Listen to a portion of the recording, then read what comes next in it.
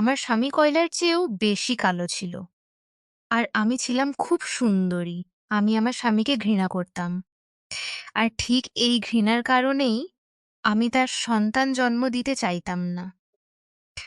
অথচ আমার স্বামী প্রতিদিন আমার জন্য প্রচুর ফল আনত, যাতে আমি সুস্থ একটি বাচ্চা জন্ম দিতে পারি। কিন্তু আমি তার সন্তান জন্ম দিতেই চাইতাম না। আমার ডেলিভারির দিনও খুব কাছাকাছি চলে এসেছিল। একদিন আমি জেনে শুনে পিছলে পড়লাম, যাতে বাচ্চাটা নষ্ট হয়ে যায়। যখন তীব্র ব্যথা শুরু হলো, তখন আমার স্বামী আমাকে ডাক্তারের কাছে নিয়ে গেল।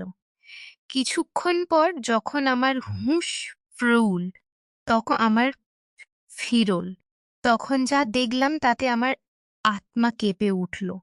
যখন স্বামী কোলে মৃত বাচ্চাটিকে নিয়ে পুরো হাসপাতালে ঘুরে বেড়াচ্ছিল, যখন সে আমার কাছে এলো, তখন সে আমাকে এমন একটা জিনিস সরে গেল।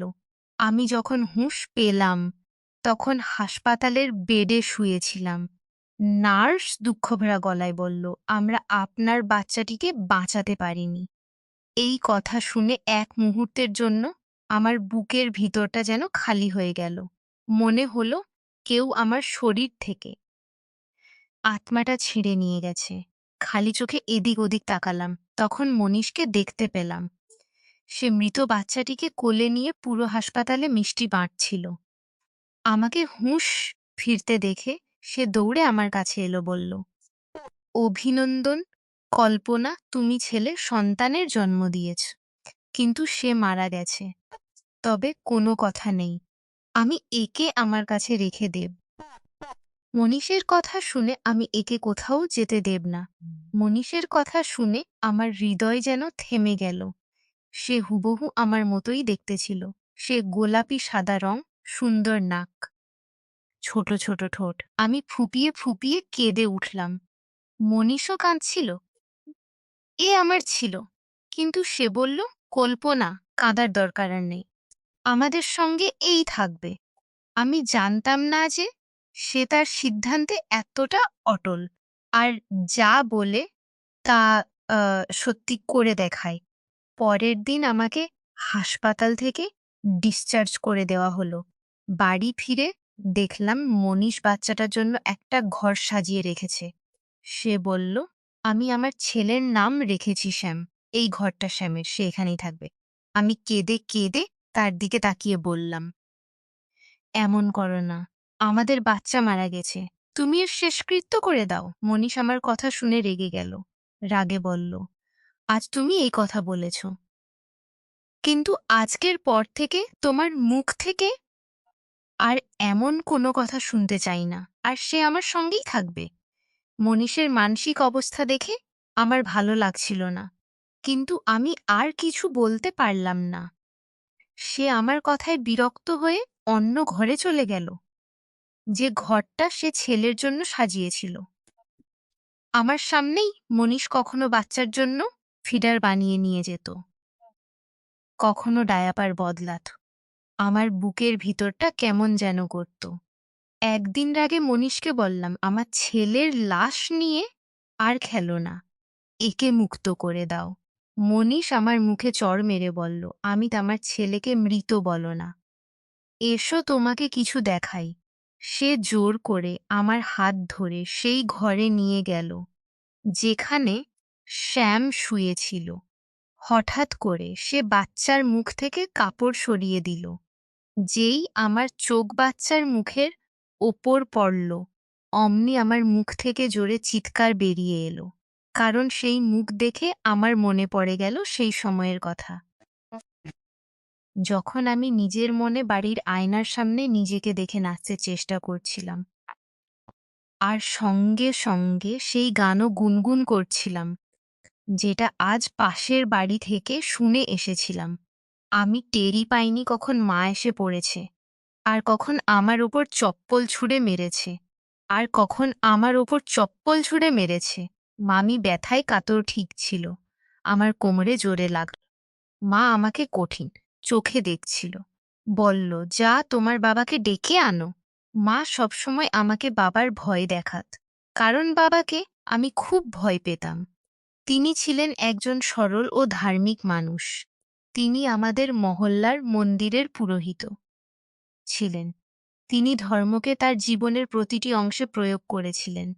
অথচ আমি এত বাধা নিষেধে অস্থির হয়ে যেতাম। আমি ছিলাম একজন স্বাধীনচেতা মানুষ। আমার বিশ্বাস ছিল, আমার কর্মের ফল শুধু আমিই পাব। তা আমি ছিল। আমার কর্মের যাপন হিটলার ছিলেন। তাই আমি আমার পছন্দের জীবন যাপন করতে দেওয়া হোক। কিন্তু বাবা আমাদের বাড়ির হিটলার ছিলেন। আমি আর আমার ছোট ভাই-বোনরা তাকে খুব ভয় পেতাম। আমার গান শোনা, সিরিয়াল দেখা আর উপন্যাস পড়ার খুব শখ ছিল। কিন্তু আমাদের বাড়িতে এইসব জিনিসকে খুব খারাপ বলে মনে করা হতো। তবুও আমি কারোর কথা না বান্ধবীদের কাছ থেকে উপন্যাস ধার করে বইয়ের ভিতর লুকিয়ে পড়তাম। আমি বাড়ির লোকদের চোখ এড়িয়ে অনেক স্বপ্ন আমার চোখের পাতার নিচে লুকিয়ে রেখেছিলাম। আমার পুরো বিশ্বাস ছিল, একদিন না একদিন আমার উপন্যাসের হিরোর মতো কোনো ছেলে এসে আমাকে নিয়ে যাবে। তারপর আমি জীবনে সুখ পাব। প্রতিটি পুজোর পর আমি তাড়াতাড়ি বিয়ে হয়ে যাওয়ার জন্য প্রার্থনা করতাম। আমি পুরোহিতের মেয়ে।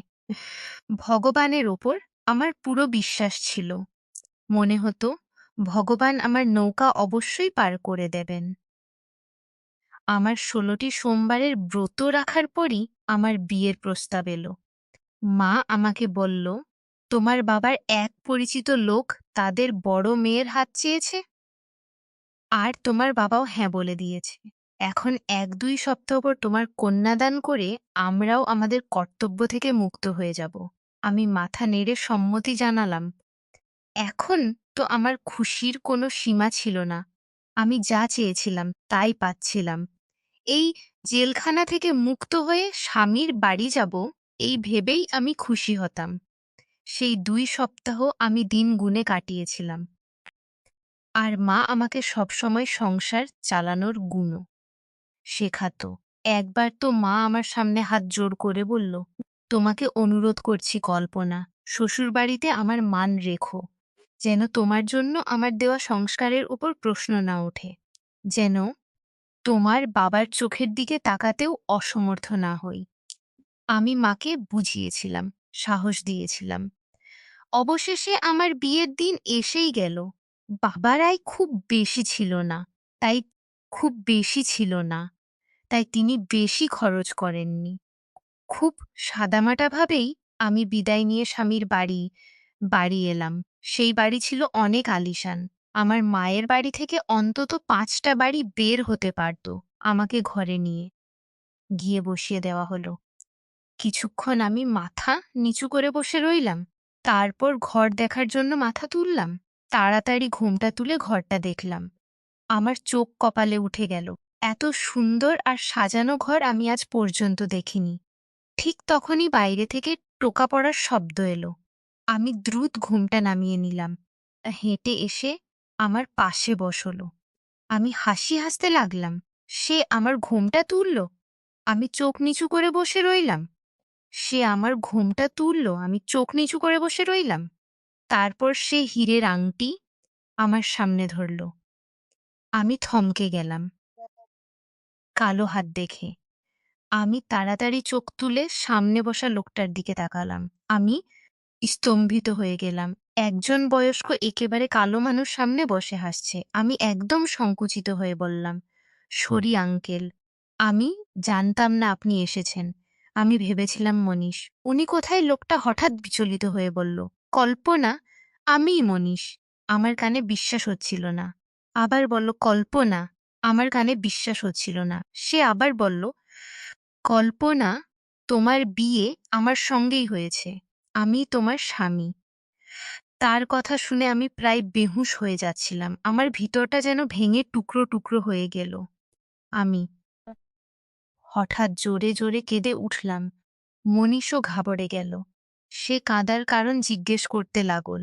আমি মাথা ব্যথার অজুহাত দিয়ে কাঁদতে থাকলাম। সে আমার জন্য ওষুধ আনল, খাবার জল আনল। কিন্তু আমি মুখ থেকে কাপড় সরাইনি। সারা রাত কেঁদেছিলাম।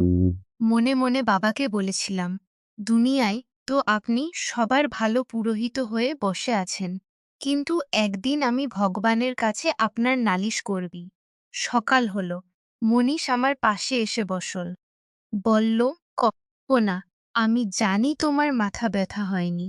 তুমি হয়তো নিজের থেকে দ্বিগুণ বয়সের মানুষকে স্বামী হিসেবে মেনে নিতে পারছো না।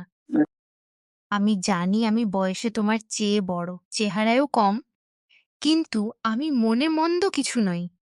আমি আনি তোমাকে আমার বাড়ির রানী বানিয়ে রাখব।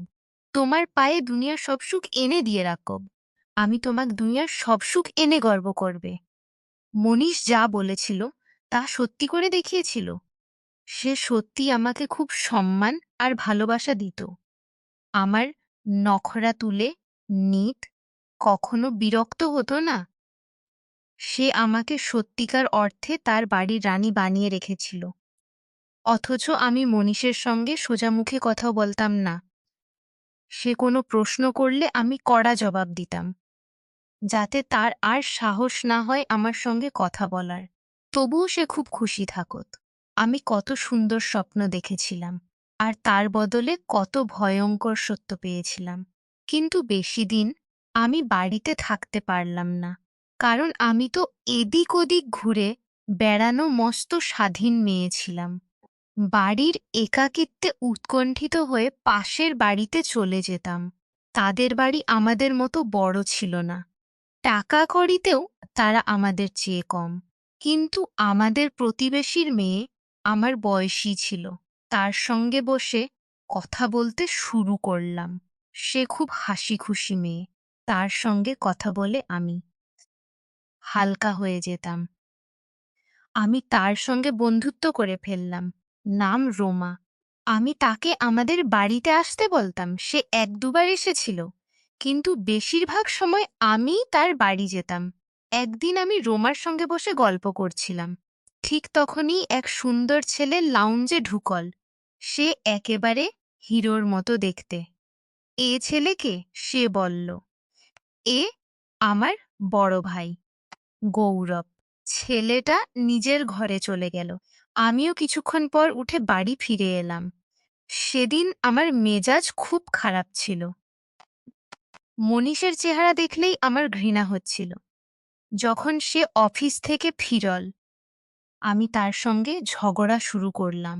সে সব সময়ের মতো আমার নখরা তুলছিল, কিন্তু আমার মন চাইছিল সে তার অশুভ চেহারা নিয়ে আমার সামনে থেকে উধাও হয়ে যাক। এভাবে রাগ করতে করতে আমার শরীর খারাপ হয়ে গেল। রান্নাঘরে পানি খেতে গিয়ে সেখানেই বেহুঁশ হয়ে পড়ে গেলাম। মনীষ দৌড়ে এসে আমাকে তুলে ডাক্তারের কাছে নিয়ে গেল। ডাক্তার বললেন আমি গর্ভবতী। এই খবর শুনে আমার উপর যেন পাহাড় ভেঙে পড়ল। আমি ঘৃণায় মাথা ঝাঁকালাম। মনে মনে স্থির করলাম, এই কালো কুৎসিত মানুষের সন্তান আমি কখনো জন্ম দেব না। আমি ঠিক করে ফেললাম মনীষের কাছ থেকে তালাক নেব। এতে আমার মনীষের থেকে মুক্তিও হবে, আর বাবার কাছ থেকে প্রতিশোধও খারাপ ছিল। মনীষ অনুনয় করে বলছিল, তুমি মেজাজ ভালো করো, না হলে বাচ্চার বাচ্চার স্বাস্থ্যের ওপর খারাপ প্রভাব পড়বে। পরের দিন সকাল হতে না হতেই আমি রোমার বাড়ি চলে গেলাম। তার গলায় মুখ গুজে ফুঁপিয়ে কেঁদে উঠলাম। সে কারণ জিজ্ঞেস করল। আমি বললাম না যে আমি মা হতে চলেছি, বরং বললাম মনীষ আমার সঙ্গে খুব ঝগড়া করে। রোমা আমার জন্য চিন্তিত হয়ে পড়ল। সে আমাকে সান্ত্বনা দিতে লাগল। ঠিক তখনই গৌরব এসে পড়ল। সেও উদ্বিগ্ন লাগছিল। বলল, তোমার স্বামী তোমাকে কেন মারে? গৌরবের দৃষ্টি আমার দিকে পড়তেই আমি তাড়াতাড়ি বলতে শুরু করলাম, ছোটখাটো বিষয়েও আমাকে মারে। গৌরব আমার পাশে এসে বসল। বলল, যদি তোমার স্বামী তোমাকে মারে, তাহলে তার বিরুদ্ধে পুলিশে অভিযোগ দাও। আমি বললাম, গৌরব, আমি পুরোহিতের মেয়ে, আমি কোথায় থানায় ঘুরে বেড়াব? গৌরব তাড়াতাড়ি আমাকে তার মোবাইল নম্বর দিয়ে বলল, যদি মনীষ আবার তোমাকে মারে তাহলে আমাকে ফোন করে জানিও।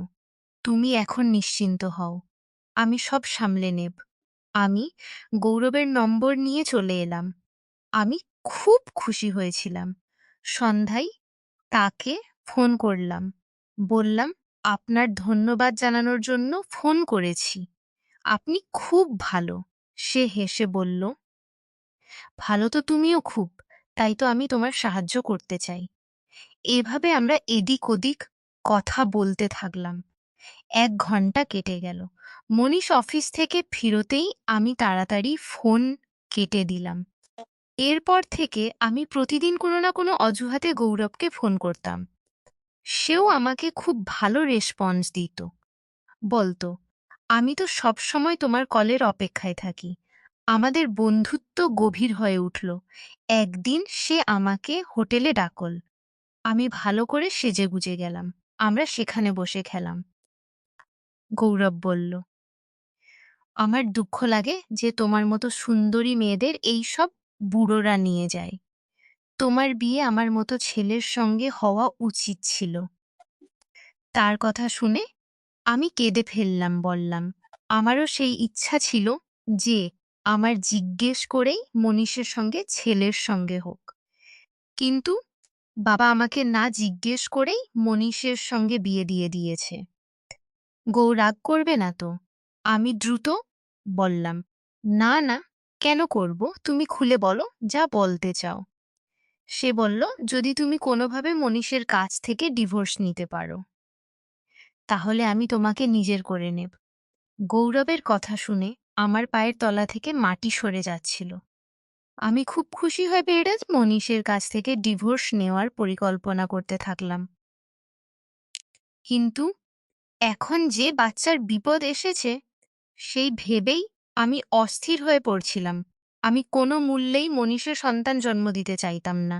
এতে তো সে বাচ্চা আমার পায়ে শিকল হয়ে বাঁধা পড়ত। অথচ আমার পায়ে শিকল হয়ে বাঁধা মনীষ বাচ্চার খবর পাওয়ার পর থেকে আমার অনেক বেশি যত্ন নিতে শুরু করেছিল। সে আমার জন্য ফল আনতো, কেটে সামনে রাখত, চাই তার বাচ্চা সুস্থ হয়ে জন্মাক। কিন্তু আমি সবসময় মনীষের সঙ্গে ঝগড়া করতাম।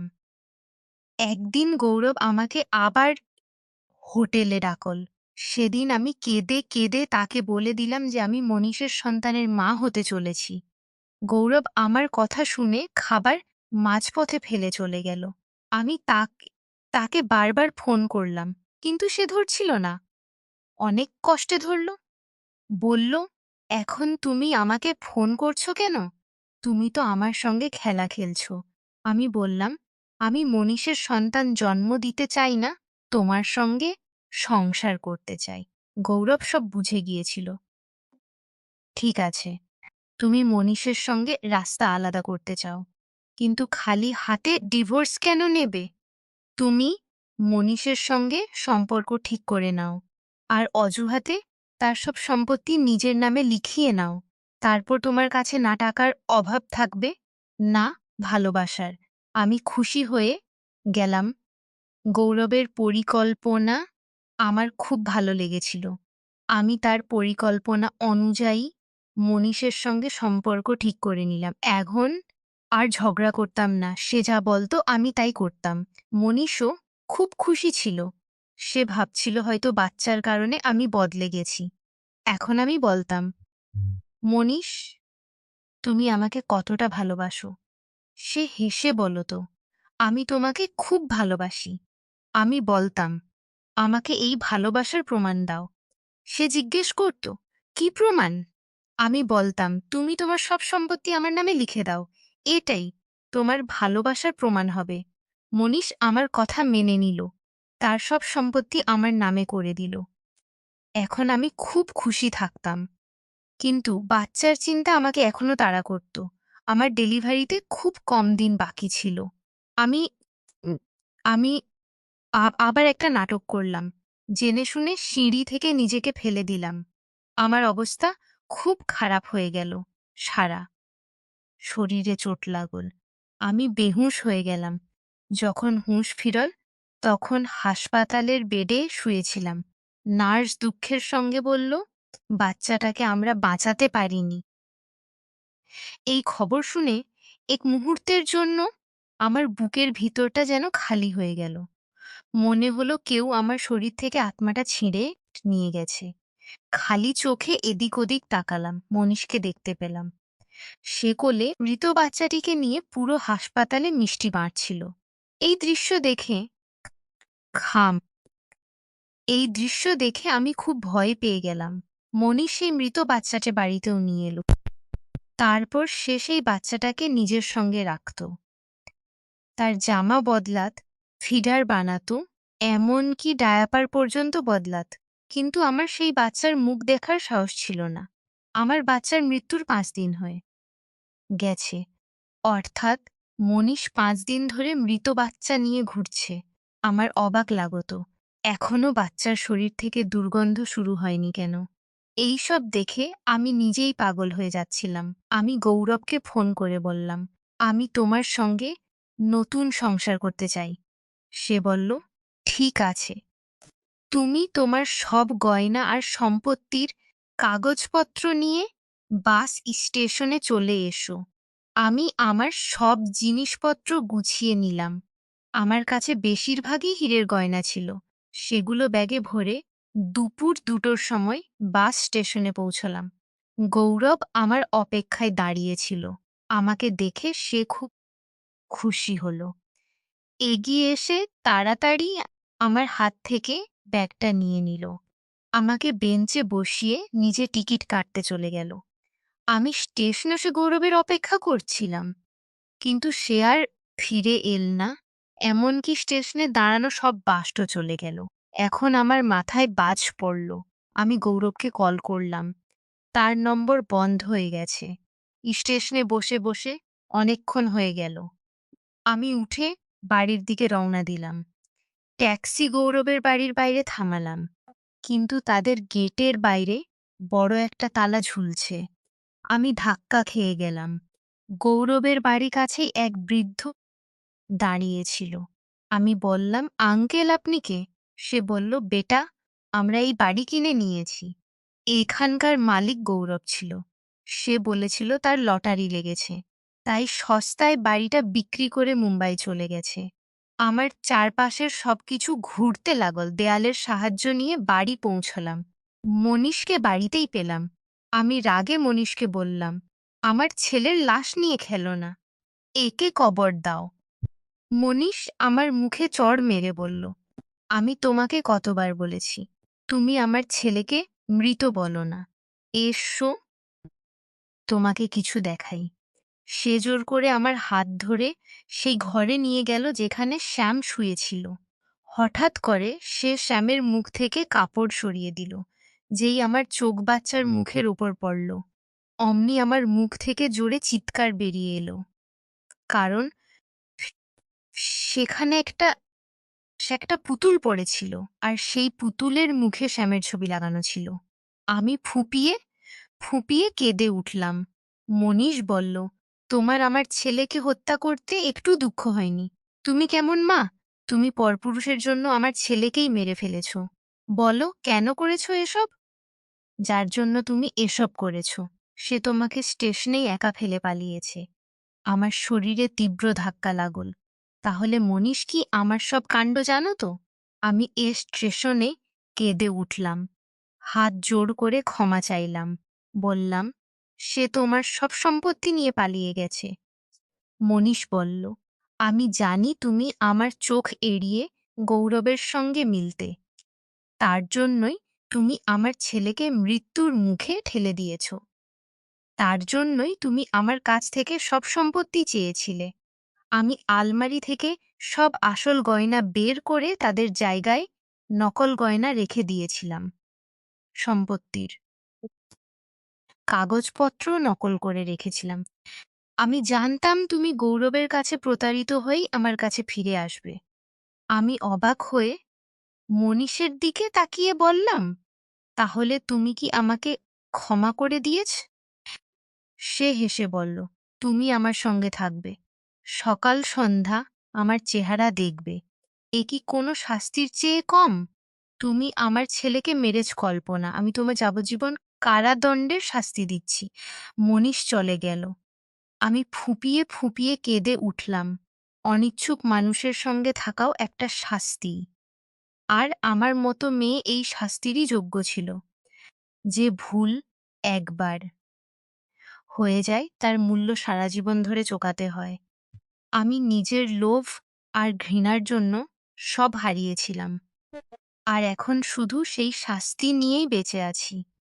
হ্যালো বন্ধুরা, গল্পটি ভালো লেগে থাকলে চ্যানেলটি সাবস্ক্রাইব করে দিন। আর এর থেকেও মজার ভিডিও দেখতে আমার চ্যানেলে আপলোড করা সর্বশেষ ভিডিওটি অবশ্যই দেখুন। আশা করি ভিডিওটি আপনাদের খুব ভালো লাগবে।